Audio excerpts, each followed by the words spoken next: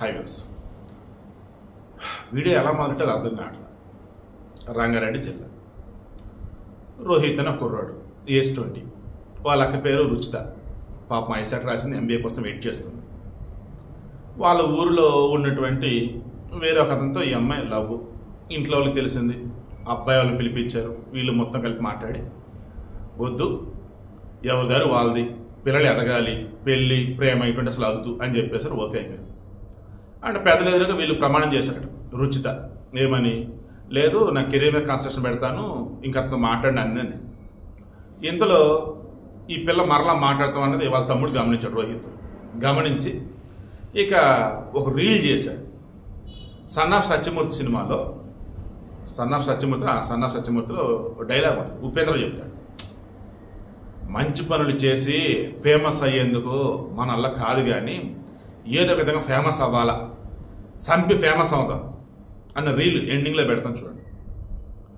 అది చేసిన కాసేపుకి లెక్కన చంపేశాడు. ఇంట్లో అమ్మ నాన్న లేరు, దాన్ని గొంతుకి వైర్ గట్టిగా బిగించి చంపేశాడు. అరెస్ట్ చేశారు. వాళ్ళని కంప్లైంట్ ఫైల్ చేశాడు. అంటే ఈ జనరేషన్ వాళ్ళు రీల్స్ చూసి పాడవుతున్నారా, రీల్స్ చేసి పాడవుతున్నారా, లేదన్నప్పుడు పాడవటం కోసమే ఏదేదో చేస్తున్నారా? నేను అంతిమంగా చెప్పేది ఏంటంటే, ఆడవాళ్ళైనా మగవాళ్ళైనా మీ ఇంట్లో వాళ్ళకి ఇష్టం లేకుండా ఎవరితోన్నా మాట్లాడతామో లేదన్నా ప్రేమ ఇటువంటి వ్యవహారాలు ఉన్నప్పుడు దయచేసి ఆపండి. లేదా మీ కలవరం నిలబడ్డారనుకుంటే ఇంట్లో ఒక మాట చెప్పి వెళ్ళి పెళ్లి చేసుకుని గొప్ప బతికేశాడు.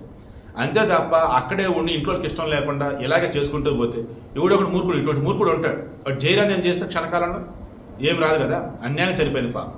ఇప్పుడు వాడి కెరీర్ కూడా పోయింది. బాగా అయ్యాడు, బాగా ఫేమస్ అయ్యాడు. ఎంత ఎలా అక్కని చంపాడు, కన్న తల్లిదండ్రులకు వచ్చి కడుపు కోత మిగిలిచ్చాడు. ఎదిగొచ్చిన వీడు ఇప్పుడు జైలు పాలయ్యాడు.